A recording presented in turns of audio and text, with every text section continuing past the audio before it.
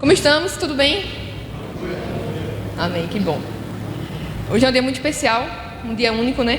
Nunca teve um dia como esse. E eu acredito que a forma como a gente também lida com o dia é o que faz o dia ser realmente um dia especial. Nem sempre é especial, mas vai depender muito também de como a gente enxerga cada dia da gente, como é que a gente decide viver, né? Cada momento. Então, para quem aqui hoje está sendo um dia especial de verdade, assim, que nunca teve antes? Amém? A gente tem cantado aqui tanta coisa maravilhosa. E a primeira música, ele fala do amor que é indestrutível. Não lembro mais não, eu esqueço depois, né? Depois de 3 músicas, você vai esquecendo a primeira. Mas o principal é que... lembrei a frase, que ele diz assim, que não foram homens que convenceram você a se entregar, no caso Cristo, né? E é engraçado, tem tudo a ver com o que a gente vai conversar hoje. É uma coisa que eu sempre falo também, acho que acaba encaixando muito bem. Que a gente geralmente pensa, né? A gente foi ensinado, talvez, ou a gente já é induzido a pensar, por causa da mentalidade deste mundo mesmo, que Cristo ele veio para a Terra numa missão, como uma resposta, digamos assim, de anseio que o homem tinha. Mas, na verdade, Cristo, ele morreu e ressuscitou antes da fundação do mundo. Isso é o que a Bíblia fala sobre isso. E às vezes a gente fica achando que Cristo veio porque a gente estava clamando por ele, né? Como se fosse uma necessidade, como se fosse uma resposta. Mas, na verdade, o Pai já tinha escolhido isso desde antes da fundação do mundo. O que pode parecer algo muito estranho para a gente, né? Mas o fato é a gente entender que o nosso Pai, ele tem um desígnio eterno, um propósito eterno, que a gente às vezes não consegue discernir e entender. Mas a verdade é que esse desígnio, ele nunca vai ser frustrado. O desígnio do nosso Pai, o propósito do nosso Pai, ele nunca vai ser frustrado, ele nunca vai depender sequer do querer ou não querer do homem. Amém? Só tem uma diferença, que a gente pode ser participante, pode não ser uma resistência, pode ser aquele que quer fazer parte disso, entende? Eu posso ser uma resistência à vontade do Pai, ou eu posso ser aquele por meio de quem o Pai vai fazer a vontade dele. A gente tem um privilégio, entende? Mas a vontade do nosso Pai, ela nunca vai ser frustrada, até mesmo na nossa vida. Amém? E é sobre isso que a gente vai conversar hoje. Então eu quero te convidar a abrir aí em Atos 13. A gente vai ler hoje esse capítulo, certo? E a gente vai conversando à medida que a gente for lendo.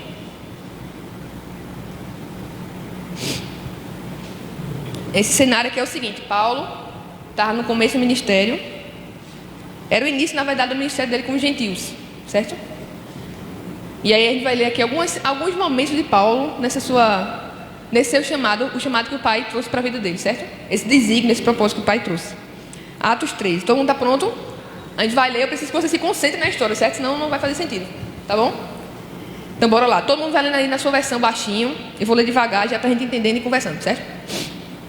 Ora, havia na igreja que estava em Antioquia alguns profetas e mestres: Barnabé e Simeão, chamado Níger, e Lúcio de Cirene, e Manaém, que havia sido criado com Herodes, o tetrarca, e Saulo. Saulo aqui nessa situação é o Paulo, certo? Ou seja, tinha uma igreja local na cidade de Antioquia que tinha mestres e tinha profetas, certo? Aí ele vai citando aqui cada um deles e chega a citar também Saulo. E diz assim: e ministrando eles ao Senhor, e jejuando, disse o Espírito Santo. Aí já a gente abre um parênteses aqui, né? Voltando para esse negócio do jejum que a gente sempre fala. Que a gente entende hoje que em Cristo, que o jejum não é a troca com o nosso Pai, certo? Aqui a gente consegue chegar claramente isso. Eles falam que eles estavam jejuando e que nesse momento de jejum, o Espírito Santo deu uma direção. E esse deve ser o propósito da gente do jejum, por exemplo, entendeu? Então, eu vou lendo esse texto e a gente vai conversando dessa forma, fechado? Então, o Espírito Santo, no meio de um jejum, deu uma direção específica. E ele diz assim: separa para mim Barnabé e Saulo para a obra para a qual eu os tenho chamado. Então, eles jejuando e orando, e impondo as mãos sobre eles, os despediram. Nesse momento o Espírito Santo não diz o que é que vai fazer, percebe? O Espírito Santo só diz assim, ó: separa para mim Barnabé e Paulo para uma obra que eu tenho chamado eles. Na mesma hora, os irmãos que estavam ali, esses mestres e profetas, vão sobre Saulo, né, e Barnabé, impõem a mão sobre eles e abençoa eles, certo? E diz assim: vai embora, né? Despedida, né? Tipo assim, ok, tá, pode ir, então tchau. Para onde ninguém sabe, né? Mas vão embora. E assim estes, enviados pelo Espírito Santo, eles partiram para Seleucia, e dali eles navegaram para Chipre. Ou seja, né, vai para um canto, Depois vai para o outro, né? Bem parecido com João 3, que fala que todo aquele que nasce do Espírito é como o vento, né? Não sabe para onde vem nem para onde vai. Amém? Quem é que gosta de ser assim? Alguém que tem uma agenda meio deturpada no meio do dia. Se tá, tipo, tu programou o dia inteiro. Tipo, a Helena foi lá para HP Baterias. Inclusive, eu escutei uma propaganda na rádio. Meu vizinho escuta rádio. Nunca escuto rádio, mas meu vizinho escuta rádio, eu escutei hoje. E aí a Helena se arruma amanhã, vai pensar o quê? Eles vão trabalhar o dia todinho lá, botando bateria nos carros, botando tudo. Mas aí do nada acontece uma intercorrência, né? Aí você tem que sair. Quem é que se estressa quando você planeja uma coisa e não dá certo? Pronto. Então, assim, quero te falar que o Espírito Santo quer ensinar todo mundo aqui a ser como o vento. De verdade, gente. Isso parece algo assim meio espiritual, né? Mas não é. Se ele não for alguém aberto para ter uma agenda meio bagunçada, a gente está ferrado. No que diz respeito a fazer vontade do Pai. Porque você pode fazer planos. E o Pai quer que a gente faça planos. Pense, né? Futuro, planeje. Não para ficar ansioso, certo? Mas para ter aquela... Nossa, eu sei por que eu estou fazendo o que eu estou fazendo, entendeu? Mas você também tem que ser alguém aberto e não se frustrar quando as coisas não acontecerem no tempo que você gostaria que acontecesse e quando as coisas não fossem como você gostaria que fosse. Amém? Por isso que é tão importante até a gente falar, tipo, quando a gente fala muito de chamado de Deus para a minha vida, né? A gente pensa muito que é muito específico, né? O Espírito Santo aqui, quando chamou Paulo e Barnabé, ele não disse, ó, vocês vão sair daí e vão para um lugar X.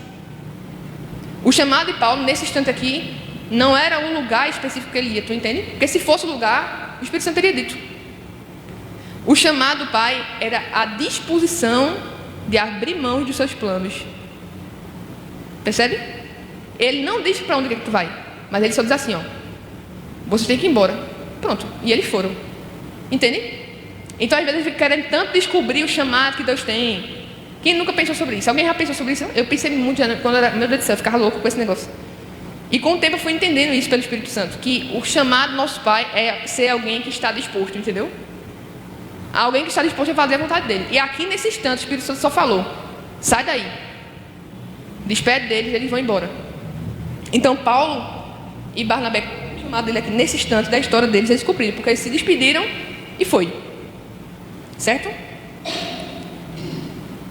No versículo 4, né? E assim esses, enviados pelo Espírito Santo, partiram para Seleucia e dali eles navegaram para Chipre. E chegando a Salamina, pregaram a palavra de Yahvé nas sinagogas dos judeus. E tinham também a João como seu ministro. Então eles saíram, chegaram nessa cidade aqui, Salamina, e eles pregaram a palavra do Pai numa sinagoga de judeu, certo? E havendo atravessado a ilha até Pafos, eles encontraram um certo feiticeiro, um falso profeta. E esse falso profeta era um judeu também, cujo nome era Bar Jesus, o qual estava com o representante do país. Presta atenção.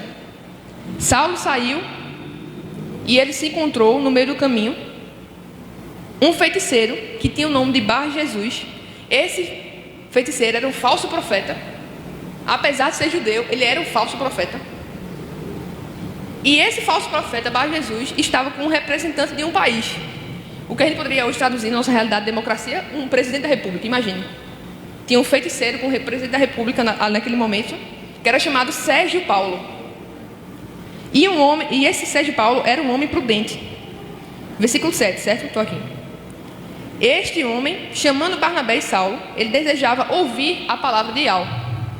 Ou seja, esse representante do país, o presidente naquela época, entre aspas, ele queria ouvir a palavra do nosso Pai. Ele chamou Barnabé e Saulo para isso, para ouvir eles. E o que aconteceu? Versículo 8. Mas Elimas era o feiticeiro. Ele era uma resistência, ele resistia-lhes, procurando afastar da fé o representante. Então Saulo, que também é chamado Paulo, cheio do Espírito Santo, fixou os olhos nele. Vamos entender aqui. O representante do país, voltando, ele chamou Barnabé e Saulo para ouvir a palavra de Yahvé, certo? Mas teve uma pessoa, que foi esse Elimas, judeu, feiticeiro e falso profeta, que foi uma resistência. O texto fala exatamente isso, que ele resistiu que Saulo e Barnabé tivessem contato com o representante daquele país. E eu, lendo esse texto, eu até me lembrei, né? Minha formação é engenharia elétrica, né? Tem uma cadeira chamada resistividade dos materiais, resistência dos materiais, na verdade. que é um saco, inclusive, mas tudo bem, né? A gente aprende, né? Lá na labuta a gente vai aprendendo as coisas. Mas qual é o negócio? Só para tu entender, né? A resistência. Só para ser uma aplicação prática para tu entender. Quando a gente vai ligar uma luz, por exemplo, tá ligado? Tem um fio, né? Fio de cobre, né? Cada material tem uma resistência. Pode ser um plástico, pode ser um cobre, um ouro, prata, o que for. Cada material tem uma resistência. Até a gente é uma resistência também. E qual o problema aqui? A minha intenção quando acende, né? A gente toca no interruptor, é fazer com que a luz possa acender, certo? Então, a luz é uma resistência. Só que ela é uma resistência que tem propósito. A luz. Quando eu acendo, eu quero que o negócio clareie. Só que tem um problema. O condutor, que no caso da gente aqui é o cobre, né? No caso de vocês também, provavelmente é cobre. O condutor, ele também tem resistência. Mas é uma resistência que não tem propósito nenhum. Por exemplo, se você deixar o ferro elétrico ligado, né? Que é o que esquenta mais, é mais fácil de entender. Se você deixar o ferro elétrico ligado muito tempo, se esquecer, tá ligado que pode acontecer um curto-circuito na tua casa, né? Porque a resistência alta, é muito calor passando, muita energia passando no fio, o fio vai esquentar. Quem já sentiu o fio quente quando tá passando ferro? Quando toca no fio, chega o fio tá molinho. Só redondo de cara, agora vai dizer que sabe. Pronto, fica meio molinho, pronto, tá meio quente. Não existe propósito do fio ter resistência. Por quê? Quanto mais resistência tiver um fio, mais eu vou perder energia. A gente está gastando energia em vão. A gente está dissipando energia. Então, se eu quero acender a luz, inevitavelmente eu vou gastar uma energia para acender essa luz que eu não precisava gastar. Entende? Mas não é a resistência que eu gostaria, que não é necessária para mim. O que eu preciso é gastar energia com a luz. Mas eu acabo gastando energia com a luz e também o fio. Entende? Se a gente for pensar assim, qual seria o melhor material para você perder menos dinheiro, digamos assim, com energia, seria se tivesse tudo prata. O melhor fio para se conduzir hoje é prata, mas não daria certo porque o povo rouba. Com cobre, imagina se fosse de prata, ia acabar com tudo, né? O povo ia arrombar a casa de quem está morando dentro, né? O povo geralmente arromba quem não tem ninguém dentro, aí entra para pegar a cobre dos outros, né? Mas se fosse prata, estava ferrado, né? De verdade. Mas o principal é o seguinte, que é uma resistência que não tem utilidade, entende? E nesse momento aqui, esse cara, o falso profeta, que é Elimas, ele foi uma resistência desnecessária. Espiritualmente falando, agora vamos pegar o que eu falei e trazer para a realidade, certo? Elimas, ele foi uma resistência que não tinha propósito nenhum. Pelo contrário, ele só estava querendo fazer com que aquele propósito do pai não fosse cumprido naquele momento. Ele foi alguém que resistiu e que tentou impedir o que o nosso pai queria fazer. Entende? Agora, o que é mais interessante é que, apesar disso, apesar dessa resistência, o plano do nosso pai não foi frustrado. A gente vai descobrir como, né? Aqui, vamos continuar aqui lendo. Então Saulo, que também é chamado Paulo, né? Ele, cheio do Espírito Santo, fixou os olhos em Elimas e disse o seguinte: curto e grosso, né? Ó filho do diabo, cheio de todo o engano e de toda a maldade, inimigo de toda a justiça, tu não cessarás de perverter os retos caminhos de Ial. E agora, eis que a mão de Ial está sobre ti, e você ficará cego, sem ver o sol por algum tempo. E imediatamente caíram sobre ele uma névoa e uma escuridão. E andando à roda, procurava por alguém que o conduzisse pela mão. E então, o representante, vendo o que havia acontecido, creu, maravilhado da doutrina de Ial. Então, a primeira coisa que a gente pode conversar, né? Sem escutar essa história de fora, a gente dizer: meu Deus do céu, que Deus tão assim, né? Sem misericórdia, né? Porque o cara foi lá, ele foi uma resistência. Paulo percebeu isso, ele discerniu isso espiritualmente, que o cara estava sendo uma resistência porque ele queria ser uma resistência. O coração dele estava disposto a ser uma resistência. E ele falou, né? Aqui não, né? Chama logo o cara de filho do diabo. O que é verdade, né? Gente, ó, eu sei que parece assim, às vezes a gente tem medo de falar de certas verdades, mas a verdade, ela precisa ser dita, né? Claro que existe cada ocasião, e é óbvio que você precisa discernir isso espiritualmente falando também. Mas a realidade é que antes da gente crer em Cristo, a gente era filho de Satanás. Por mais que a gente ache isso estranho, mas a gente era dominado por esse mundo, entende? Não existe a possibilidade de a gente ser meio termo. Tipo, eu não sou filho de Deus, não sou filho de Satanás. Sou filho de nada, assim. Mas antes da gente crer em Cristo, pessoas que não creem em Cristo, elas são dominadas pelo pensamento e pela doutrina desse mundo. E a gente também já foi assim um dia, entende? A gente também já esteve nesse estado, também, de ser conduzido segundo os princípios desse mundo. E nesse momento aqui, é muito importante perceber isso, que esse Elimas, ele estava sendo resistência porque ele queria ser uma resistência. Olha, gente, uma coisa é você ser alguém ignorante sobre um assunto. Você pode não saber sobre o assunto X. Tudo bem. Não tem problema nenhum, certo?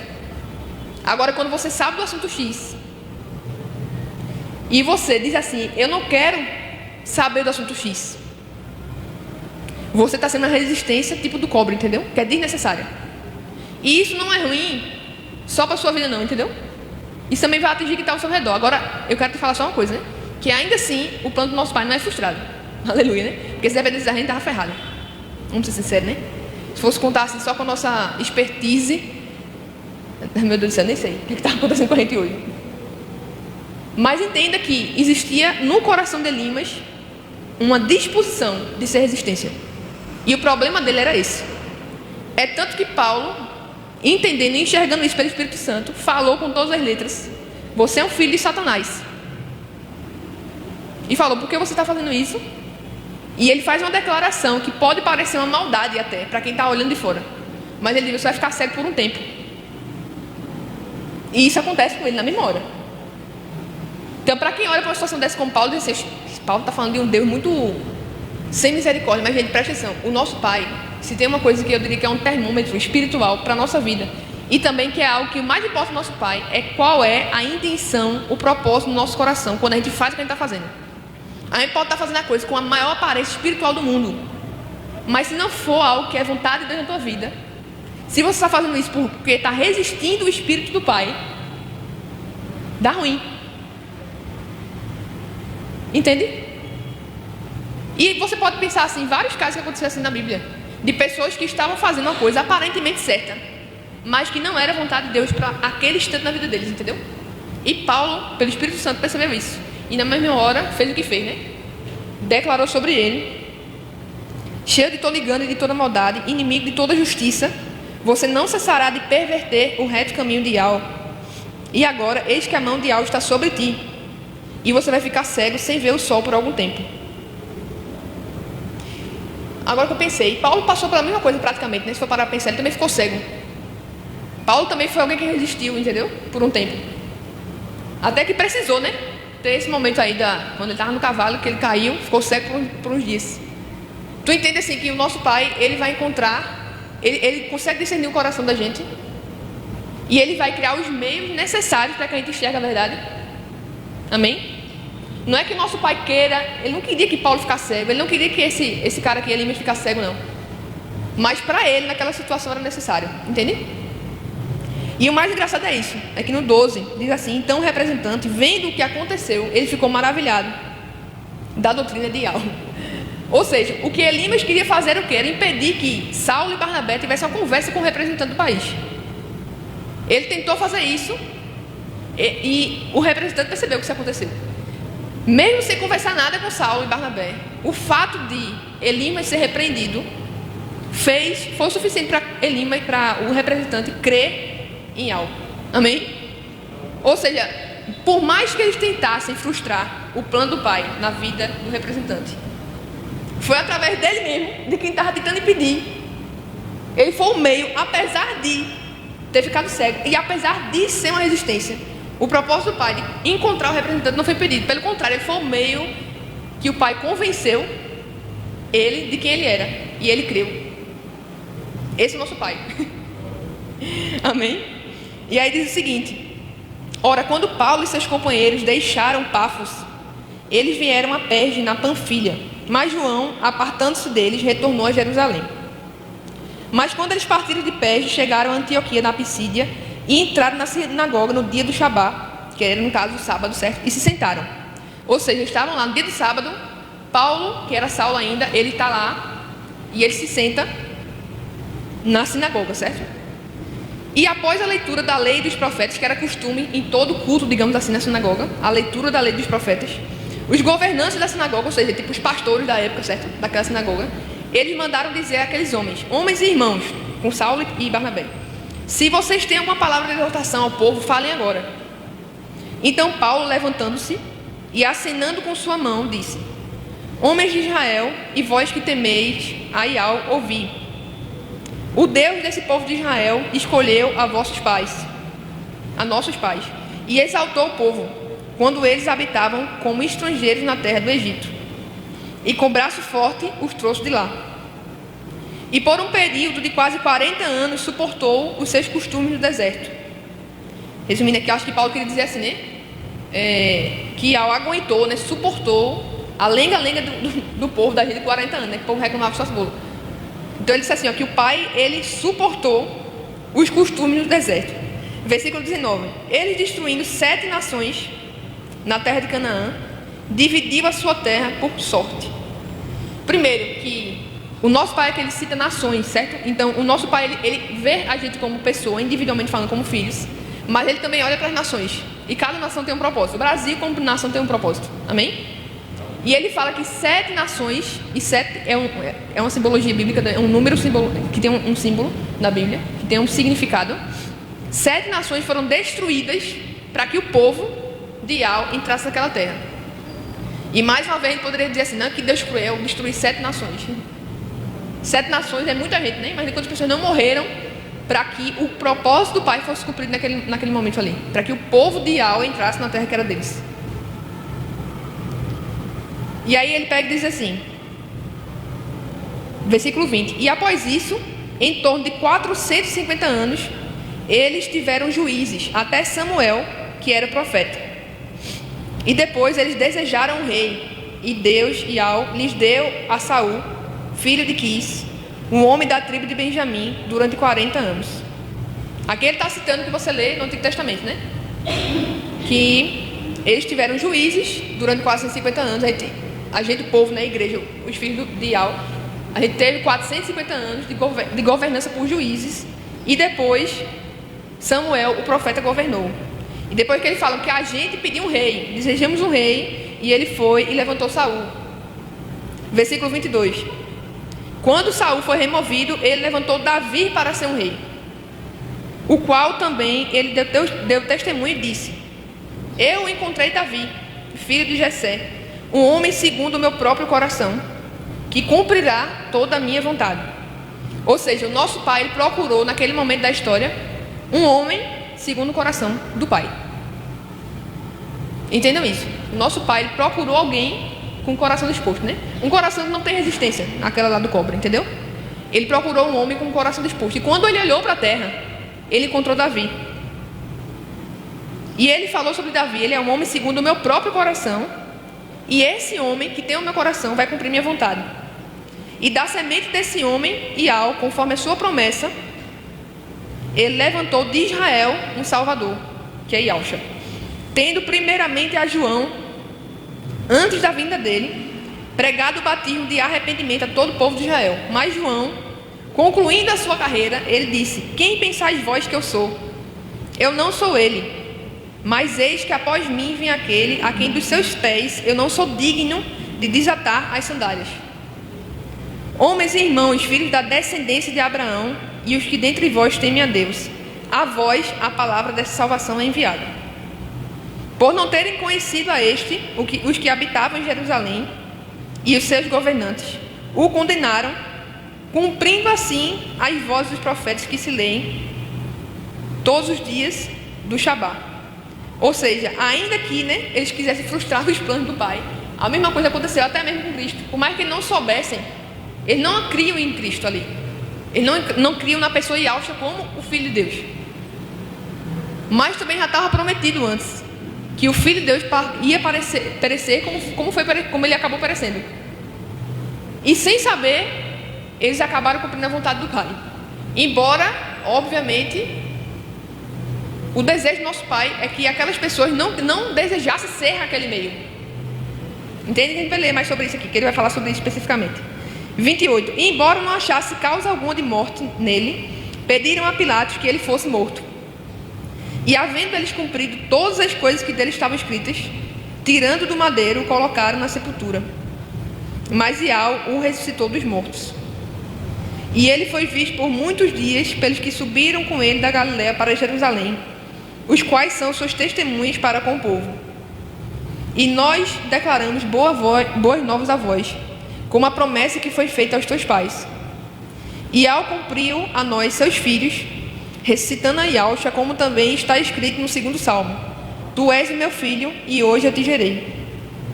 E quanto a respeito que ele o ressuscitou dentre os mortos, para nunca mais retornar à corrupção, ele disse assim: eu certamente vos darei as misericórdias de Davi. E ele também diz em outro salmo: não permitirás que o teu santo veja a corrupção. Porque Davi, após ter servido a sua própria geração, conforme a vontade de Al, ele adormeceu e foi posto com os seus pais, e viu a corrupção. Mas aquele a quem Al ressuscitou não viu corrupção. Quando ele fala aqui de corrupção, não é corrupção como a gente pensa que é corrupção hoje, né? Corrupção a gente pensa logo, roubando alguém, furtando alguém, né?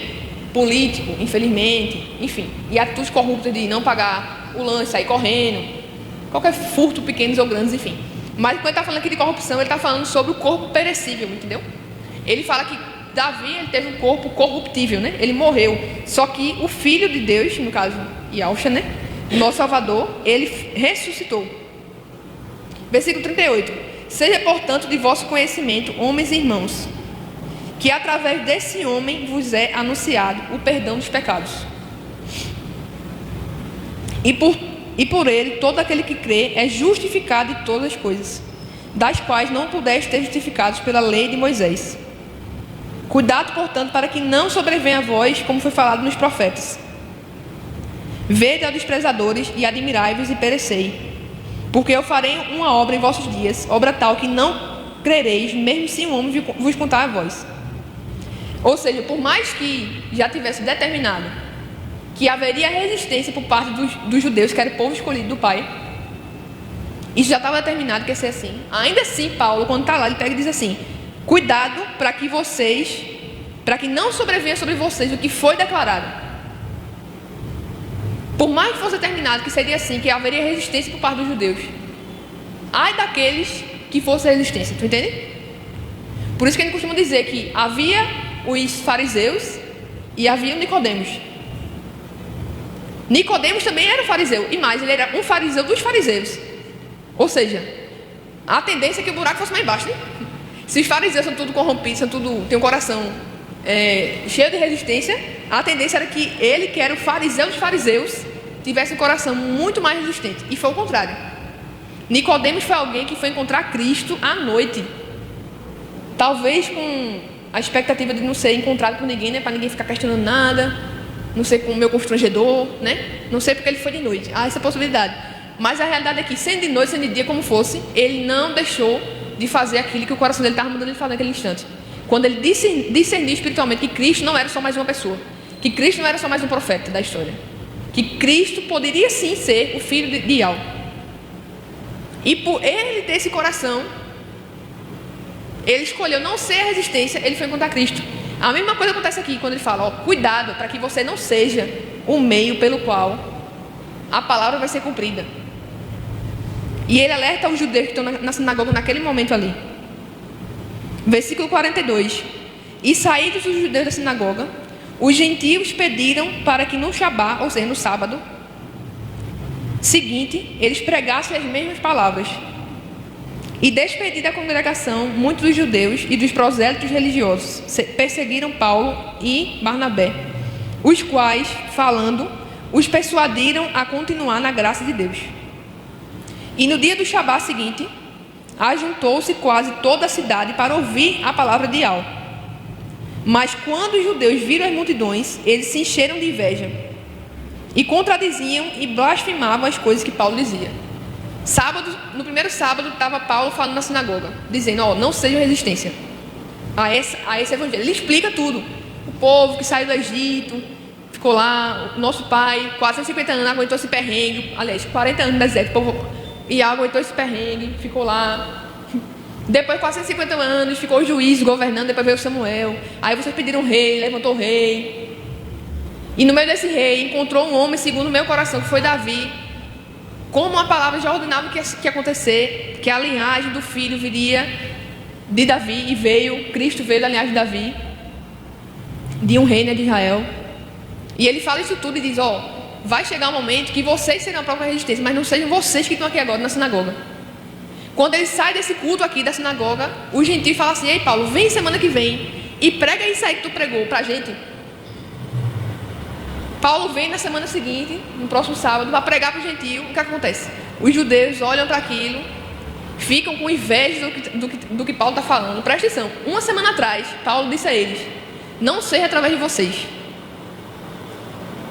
E Paulo foi para aquele lugar porque eles chamaram Paulo. Paulo foi convidado ilustre naquela noite. O cara foi, falou o que tinha que falar, todo mundo ouviu. Na semana seguinte, Paulo vai para o mesmo lugar, não para a sinagoga, mas fora da sinagoga, fala para os gentios. E aquele povo que tinha convidado Paulo como convidado ilustre da noite, provou que não ouviu Paulo. Pelo contrário, eles ficaram com inveja. A Bíblia fala exatamente isso. 45, aí, versículo 45 do capítulo 13 de Atos. Os judeus viram as multidões, eles se encheram de inveja. E eles contradiziam fake news. As fake news já rolavam aqui, entendeu? E blasfemavam as coisas que Paulo dizia. Então Paulo e Barnabé, de forma ousada, disseram: era necessário que a vós se pregasse primeiro a palavra de Al. Mas visto que vocês rejeitaram e vos julgais não dignos da vida eterna, eis que nos voltamos para os gentios. Foi aqui que começou o ministério de Paulo com os gentios, por causa de uma resistência dos judeus. Ele falou: agora sim, inicia o ministério. É por isso, inclusive, gentios, se você não sabe, somos nós, certo? Não mais em Cristo, né? Mas assim, falando de pouco. Então, os gentios é a gente, entendeu? O judeu, a gente pode dizer duas formas, vamos dizer assim. O judeu, que é da linhagem, que é o sangue de Abraão, e quem não tinha o sangue de Abraão, e você pode olhar, até o Romano fala muito disso, dos oráculos, né? Até hoje, a gente tem um pouco, depois escolhido pelo Pai, porque a gente chega assim. Mas, ele tinha sincero. E os judeus eram o povo do Pai. E por causa da resistência dos judeus, que também era uma oportunidade, a gente foi enxertado na videira. Aí, quando hoje tem essa passando, agora, o interessante é entender que, por mais que o nosso Pai tenha profetizado, seria assim, a gente tem que entender que o nosso Pai, ele não queria que A, B ou C, quando ele é muito pelo contrário, o pai, ele deu a possibilidade e até levou Paulo lá naquela sinagoga para dizer: ó, não seja vocês não, olha, que vai acontecer, vai, entendeu? Mas que não seja vocês não. E ainda assim aquele povo, por causa da incredulidade do coração, se endureceu e decidiu ser aqueles que seria o meio, né, de cumprir a palavra que o nosso próprio pai tinha dito. Amém? E aí começou o ministério de Paulo com os gentios. 47. Porque assim nos ordenou Ial, dizendo: eu te pus. Aí presta atenção. Lembra que Paulo antes e Barnabé estavam lá de boa, junto com todos os discípulos, todo mundo bem da vida, com João. No começo do capítulo, quando a gente leu, eles decidem jejuar, né? Para quem inventou de jejuar, o pai dirigiu, deu uma direção. Despede Barnabé e Paulo, porque eles vão fazer outra coisa aí. Paulo e Barnabé vão lá, os discípulos impõem a mão sobre eles, dizem assim: vão embora rápido, né? Vão ficar. Perguntou que jejuar para saber a vontade de Deus, depois que sabe, não quer mais fazer. Muito pelo contrário, disseram assim: a gente quer fazer. E foram embora. E nesse momento, depois desse perrengue todinho, passa numa cidade, encontra o feiticeiro, bota o mundo para ficar cego, vai para outra cidade, prega para o judeu faz tudo errado, vai depois prega para o gentio. Depois desse negócio todinho, que eu não sei quanto tempo durou, que a Bíblia não deixa claro quanto tempo durou, é que finalmente Paulo descobre porque ele teve que se despedir dos irmãos daquele lugar aconchegante que ele estava antes. Porque assim nos ordenou Ial, dizendo. Então Ial fala nesse instante: eu te pus para ser luz nos gentios, para que você seja por salvação até os confins da terra. Ou seja, nessa hora aqui, o pai disse assim: foi para isso que eu te pedi para tu sair, para que tu fosse salvação até os confins da terra. Até aquele momento, o povo do pai, ele estava ali nos judeus, porque eles entendiam que a vontade do pai era salvar os judeus. E agora é que vem se cumprir o que Cristo falou. Pense só, Cristo falou, que iria até os confins da terra. Lembra disso? Vocês vão e façam discípulos. E eles falam sobre todo mundo ir até os confins da terra. É nesse instante aqui que os confins da terra começam, entendeu? E diz assim: e os gentios ouvindo isso, quando os gentios ouviram que Deus, que o nosso Pai tinha separado homem, Barnabé e Paulo, para ser luz nele, no meio deles, eles se alegraram e glorificaram a palavra de Yahweh, e creram todos os que estavam ordenados para a vida eterna. E a palavra de Yahweh se divulgava por toda aquela região. Mas os judeus incitaram as mulheres religiosas e honestas e os principais homens da cidade, e levantaram a perseguição contra Paulo e Barnabé, e os expulsaram dos seus termos, mas sacudindo contra eles a poeira dos seus pés, partiram para Icônio. E os discípulos estavam cheios de alegria e cheios do Espírito Santo. Amém?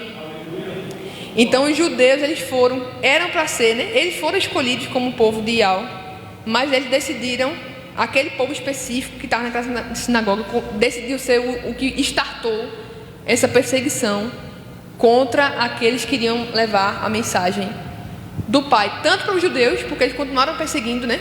Pedro, por exemplo, foi um discípulo que estava pregando para o povo judeu, mas também estavam perseguindo Paulo, que estava indo pregar quem não era deles. O pior é isso, né? O cara já não se mete no dele, já é ruim, né? Vai se meter na vida dos outros, porque não tem nada a ver com o gentio. O judeu é uma coisa, o gentio é outra. E eles perseguiram porque queriam perseguir Paulo no meio dos gentios, entendeu? Queria dizer, eu não quero escutar, mas vocês também não vão escutar não. Bem parecido com hoje em dia, né? Tem alguma diferença? Ficou quase a mesma coisa, né? Todo mundo se metendo na vida dos outros, né? É verdade, infelizmente, né? Essa semana até eu falei disso, foi meio polêmico, mas eu vou até falar, né? Já que entrou nesse assunto, eu lembrei agora. Que teve uma matéria, e a gente tem que entender isso, gente, como igreja, em nome de Cristo, viu? Uma matéria que saiu na Jovem Pan essa semana, da Indonésia, que a Indonésia está impedindo agora, que coloca como crime uma pessoa que faz sexo com alguém com quem ela não está casada. É crime agora na Indonésia. Presta atenção, viu? A doidice já. É crime agora você praticar sexo. Você transar com alguém com quem você não está casado lá. Aí tem lá, tipo, se você for casado com alguém e transar com outra pessoa, e o teu marido entregar para a polícia, fica 1 ano preso. Se tu for uma solteira e decidir se juntar com um cara solteiro numa casa e transar com ele, 6 meses de prisão por os dois. Aí eu peguei, quando li isso, eu fiz, eu não vou aguentar não. Aí eu peguei e vi os comentários, né? Porque Instagram tem disso, o melhor é o comentário, nem a reportagem. Sempre o melhor é o comentário, vai abrir os comentários. Aí eu fui abrir os comentários, tem um monte de cristão. Era para ser assim em todo canto. Porque a Bíblia, o nosso Pai proíbe isso. A Bíblia deixa claro que fornicação é pecado. Meu Deus do céu, ou eu tô louca, eu não sei mais, entendeu? Aí eu nem aguentei, que eu não sou de entrar nessas discussões em rede social, mas dessa vez eu botei um texto, até publiquei no meu Instagram. E ainda fiz um enquete no meu Instagram, dizendo assim, olha, quem concorda, você que é cristão, por favor, você concorda com isso ou você discorda disso? E não era para criticar ninguém, muito pelo contrário, para trazer luz, gente. Luz do nosso Pai sobre o que está acontecendo hoje na Terra. O governo hoje quer mandar até com quem tu transa, deixa de transar. É óbvio, isso é inquestionável, que o nosso Pai é muito claro na Bíblia que fornicação é um pecado. Fornicação, para quem não sabe, é o sexo ilícito, certo? Alguém, quando você transa com alguém que, sei lá, você está casado, transa com alguém, além de ser adultério, também é considerado fornicação. E também por causa solteiro, quando você não é casado com a pessoa, também é fornicação. Então você está transando, você não pode transar, enfim. O nosso Pai, ele deixa claro que isso é pecado. Assim como outros também, que o nosso Pai cita claramente na Bíblia, outros pecados. Mas ainda assim, ainda até a gente sendo filho do nosso Pai, ele nunca vai dizer assim, você está proibido de fazer tal coisa, entendeu?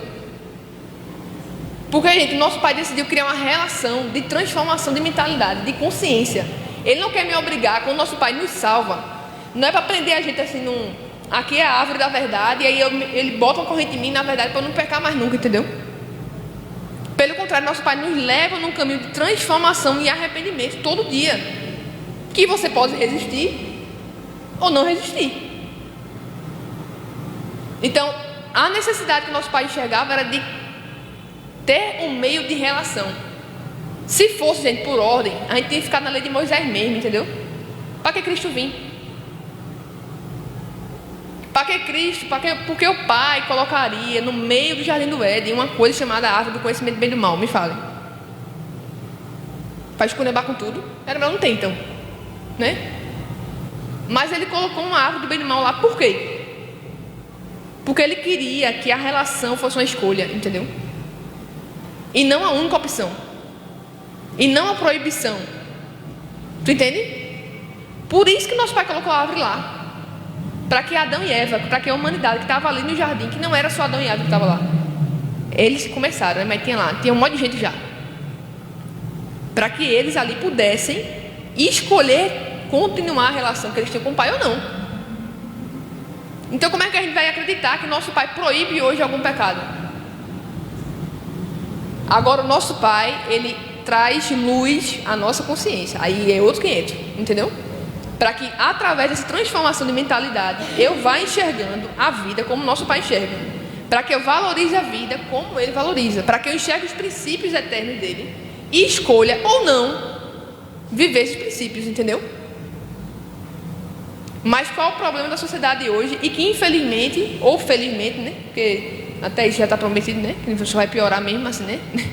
Nessa questão de governo, de influência, um só governo, uma só moeda. O governo quer ser pai da gente, entendeu? Quer ser o salvador da nossa vida. Quer dizer o que é certo e o que é errado. O que você deve ou não deve fazer. Quantos carros você tem que ter. Quantas casas você tem que ter. Quanto dinheiro você tem que ter. Quantas empresas você tem que ter. E a gente vai se submetendo a isso como se fosse a coisa mais normal do mundo, entendeu? E o pior é enxergar a nossa falta de maturidade como cristão, entendeu? E eu falo isso assim, não julgando, porque um dia eu também já pensei dessa forma. Teve um dia, eu vou confessar um pecado, publicamente. Teve um dia, eu era espírita antes de conhecer Cristo. Quando eu tinha uns 10 anos, 11 anos, nem lembro mais. E aí quando eu conheci a verdade, eu percebi, né, que o espiritismo não tem nada a ver, né? Aí eu lembro de um dia específico, eu estava com uma amiga minha andando, que também era cristã. E quando eu passei no centro, assim, eu peguei e disse assim, ó, eu queria soltar uma bomba nesse negócio. Por mim, eu soltava uma bomba nesse centro. Aí ela tinha mais entendimento que eu na época, meu Deus do céu. Era mais nova convertida do que ela, então eu disse assim, tá, isso vai adiantar de quê? Fiquei pensando mesmo, nada a ver, né? Porque primeiro, né? Se eu destruir um centro específico, tem um monte ainda para a pessoa ir. Segundo, que o centro é centro por causa das pessoas que vão para ela, né? Não é por causa do prédio. Então, se eu destruir o prédio, não vai adiantar de nada. São as pessoas que estão ali, né? Então, um dia eu já fui intolerante, tu entende? Mas só que com o tempo, você abrindo seu coração, você vai discernindo as coisas, você vai amadurecendo e vai entendendo que o nosso Pai quer, por exemplo, hoje, que exista macumba, que exista espiritismo. Não é desejo dele que isso exista, tu entende? Mas tipo, ele permite que isso aconteça. E ele quer hoje, não é que aquele pessoal que é da macumba, do espiritismo, seja onde for, venha para Reino Sião, ou para qualquer outra igreja que você acredita que é de Cristo, de todo jeito, de toda forma, tem que vir, acabou, obrigatoriamente. Não. O nosso Pai, ele quer converter corações, gente. Converter coração, só que converte ao Espírito Santo. Não é lei nenhuma. Muito pelo contrário, se você for estudar um pouquinho da história do cristão, né, do cristianismo, você vai ver que uma das maiores, infelizmente, desgraças, eu posso falar assim, da história, foi quando Constantino inventou de obrigar todo mundo a ser cristão. Antigamente tinha um monte de templo. Templo de Diana, templo não sei de quê, um monte de deus grego, né? E aí o que aconteceu? Chegou uma hora que o imperador decidiu que era cristão e que todo mundo agora tinha que adorar Cristo. Foi quando o movimento de igreja orgânica, né, das casas, das pessoas que conviviam juntos, passaram a se encontrar em um bendito de um prédio chamado aquele de igreja.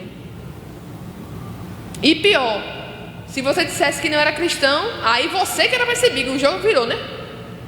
Eu acho que naquela época os cristãos ficaram até meio aliviados, né? Porque era perseguido direto, rapaz. Agora tem um momento de bonança, né? Agora o jogo virou, né? Sabor de mel. Entendeu? Sabor de mel. Mas isso aí foi uma das piores coisas na história, na minha percepção. Posso estar enganada, talvez, mas eu entendo dessa forma. Que aconteceu na história da igreja, que fez a igreja começar a ter uma mente assim, totalmente religiosa. Porque eles saíram da sua vida orgânica de uma escolha livre de ser igreja para viver uma ordenança de um imperador. que ou eu sou cristão ou eu sou cristão, entendeu?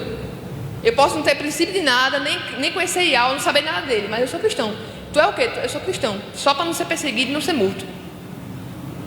Aí começa a bagunça, né? Se tinha joio e trigo misturado, aí, minha filha, que devia ter 1 trilhão de joio para um trigo no meio, aí fica tudo perdido, ninguém sabe mais de nada. Mas o nosso Pai, gente, nos convida para uma transformação primeiro, conversão de coração e uma transformação de mentalidade. Só quem pode fazer isso, gente, é o Espírito Santo. E mais, você não sendo resistência. É tipo assim, como a gente falou no começo, o vento dizendo para tu ir para a esquerda, vamos falar para a direita, né? Pedindo para tu ir para a direita e tu ficar resistindo, querendo ir para a esquerda, que negócio. Mas entende? A gente está só brincando aqui, mas falando sério, o Espírito Santo ser como o vento. Tem a sua agenda, faça como você quiser, planeje sua vida, construa suas coisas. Isso aí também é glorificar o nosso Pai. O trabalho que a gente tem, lembrando que tudo que você faz é para glorificar a Deus. Se você tem esse entendimento que o que você faz, a bateria que tu troca lá, que tu dá um jeito de funcionar de novo, isso é glorificar a Deus. Isso também vai como galardão. Amém? Se tudo que a gente faz, comer, quer mais, quer bebais, faça tudo para a glória do Pai. Se a gente faz tudo que faz para a glória do Pai, a gente também está construindo hoje o nosso galardão. Amém? E que isso seja uma escolha sua, que não seja uma resistência sua. Não existe no nosso coração um coração resistente, dizer assim, eu não quero. E a gente já escuta isso assim, até no meio da nossa comunidade também. É tipo assim, eu te ensino X, Y, Z, isso é o que a Bíblia fala. E a gente conversa e tal, e a pessoa diz no final, entendi, mas sei não. E eu olho assim e faço, só o Pai, né? Para convencer, não vou fazer nada, né? Eu não posso convencer ninguém. O nosso papel como filhos do Pai hoje é pregar a verdade. Sempre vai ser só isso, gente. Ninguém tem o poder de convencer ninguém, a não ser o Espírito Santo. Ninguém pode fazer isso por ninguém. Ninguém é pai e mãe de ninguém aqui. Até discipulado, a gente pensa de uma forma estranha. A palavra discipulado, então fala hoje em dia. A gente acha que discipulado acabou sendo, certo? Pelo que eu consigo enxergar no mundo gospel de hoje, acabou sendo, nem sei, acho que quase uma adoção, assim, de um filho, entendeu? Discipulado é quase que um tratamento psicológico, então vamos falar assim. Mas discipulado, quando você discipula alguém, você está ensinando ela a ser um discípulo do Espírito Santo, do Pai, e não um discípulo teu, que a pessoa vai ter que pensar como tu pensa, que vai ter que achar como tu acha, que tem que fazer o que tu pensa que ela tem que fazer. Não. Discipulado, pelo contrário, muito mais do que dar resposta, é tu fazer pergunta para a pessoa pensar, para ela chegar à conclusão, porque ela também tem o Espírito Santo dentro dela. Se eu digo a você, ó, faço X, Y, Z, a gente também pensa que o nosso Pai é assim, porque me entreguei a Cristo, Cristo foi o meu chamado, aí lá vem Deus com um mapa. No ano 2022, você, no dia 10 de dezembro, fará tal coisa. Aí no dia 20, você fará tal coisa. No ano 2025, você vai construir tal coisa. A gente acha que Deus vai entregar um mapa pronto assim da minha vida inteira. Até para dizer o dia que eu vou morrer, ele diz. E não é, gente. Discipulado é dia a dia. Entendeu? É o Espírito Santo dizendo assim, aí, tá querendo saber hoje o que eu tenho? Pronto. É como o vento, viu? Talvez vai tirar tudo do lugar aí. Vai querer mesmo? Aí a gente jejua para entender mais as coisas, né? Que nem aconteceu aqui que a gente leu. Para discernir melhor as coisas. Aí o nosso Pai dá a direção a gente. E a gente vai escolher também fazer a vontade do Pai ou não fazer a vontade do Pai. E isso é todo dia. É todo dia. 24 horas aí. É hoje, é amanhã, é quando tu vai dormir, amanhã quando tu se acordar. Todos os dias a gente tem a possibilidade de escolher ouvir a voz do Pai e tomar uma direção, e escolher ouvir a voz do Pai e não tomar a direção que Ele falou, ou simplesmente não ouvir, não querer ouvir, e você é livre para isso.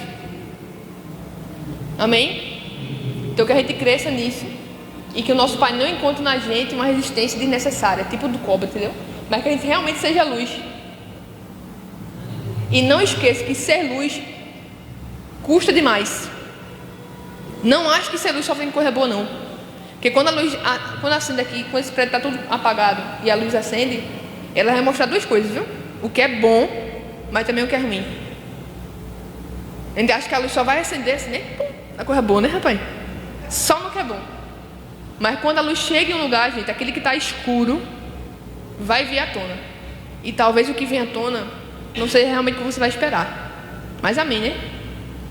É para isso que a gente está aqui, né? Para dissipar toda a treva, né? Que é muito além da escuridão, né? A treva é muito pior que a escuridão. Escuridão é só um estado de falta de luz. Agora a treva é mais profundo, entendeu? É uma escolha de um coração resistente, de alguém que não está querendo ser transformado. Amém? Amém. Vamos orar? Papai, muito obrigada por essa tarde. Muito obrigada pelo Teu Espírito Santo em nós. Obrigada, papai, porque o Senhor tem conduzido nossa vida. O Senhor tem transformado nosso entendimento. O Senhor tem nos feito alguém cada vez mais maduro em Ti, como filhos com quem o Senhor pode contar. Filhos que sabem quem são. Filhos que assumem sua responsabilidade. Muito obrigada, Pai, porque o Senhor tem um tempo determinado para todas as coisas. E eu creio que nesse tempo hoje, e agora eu falo como um reino Sião, como comunidade, o Senhor tem levado a gente para um lugar de amadurecimento, de entendimento de propósito, de desígnio do Senhor. E eu te agradeço, Pai, por isso, porque dessa forma o Senhor está nos forjando, nos transformando de dentro para fora de verdade, com conhecimento de que nós somos Teus filhos amados, com conhecimento sobre a graça, e a partir dessa graça tomando a responsabilidade de fazer as escolhas que o Senhor gostaria que a gente fizesse. Muito obrigada, Pai, porque o Senhor não é esse Deus que proíbe as coisas, que dá tudo como lei, que precisa ser cumprida para que a gente seja alguma coisa. Muito pelo contrário, a Tua palavra fala que nós já somos abençoados, e porque nós já somos abençoados, nós abençoamos uns aos outros. E não o contrário, Pai. Não é porque a gente está querendo ser abençoado que a gente abençoa uns aos outros. Não é porque a gente está querendo ser abençoado que a gente dá dízimo e oferta. Não é porque a gente está querendo ser abençoado que a gente jejua e ora. A gente jejua, a gente ora, a gente dá dízimos e ofertas uns aos outros, porque nós já somos abençoados. Nós já temos tudo que nós precisamos. Assim como Efésios fala sobre isso, que nós já somos abençoados em Cristo. Muito obrigada por isso, Pai, porque o Senhor tem nos transformado a partir desse entendimento de renovação de mentalidade, como filhos que nós somos. É que o Senhor vai transformar essa terra, que o Senhor vai transformar o mundo, o Brasil. É através dos Teus filhos que, apesar de sermos tão limitados como somos, apesar da nossa limitação, nossa imaturidade tantas vezes, ainda assim o Senhor nos ama, e mais do que nos amar, também está incluído em nos amar nós sermos o meio de transformação desse mundo, nós sermos a luz desse mundo, nós sermos aquele que vai dissipar todas as trevas, nós sermos aquele que vai transformar este mundo aqui agora. Nós somos esse meio, Pai. Nós assumimos a nossa responsabilidade em Ti. Pela graça nós fazemos isso, Pai. Não porque a gente se acha o super que consegue fazer. Não, Pai. É confiado na Tua graça. A gente se achega ao Teu trono da graça com confiança por causa disso. Porque a gente sabe que não é por causa da gente, mas é por causa do Cristo que morreu na cruz por nós. E consciente disso, Pai, é que nós assumimos esse compromisso em Ti. Pela graça nós declaramos isso sobre nossas vidas como comunidade. Que o Senhor encontre na nossa comunidade aqui agora um coração que não tem resistência desnecessária.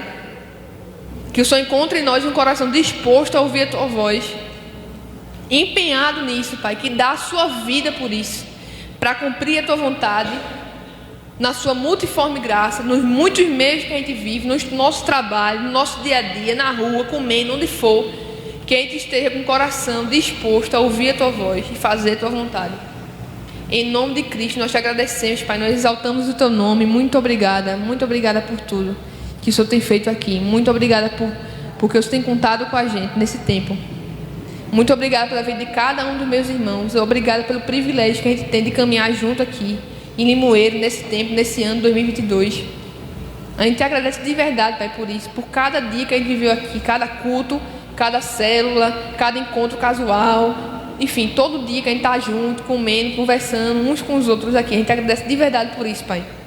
Porque a gente tem esse privilégio de ter com quem contar. E que o Senhor encontre em cada um de nós aqui um coração disposto a amar um ao outro, a ajudar um ao outro, a escutar um ao outro.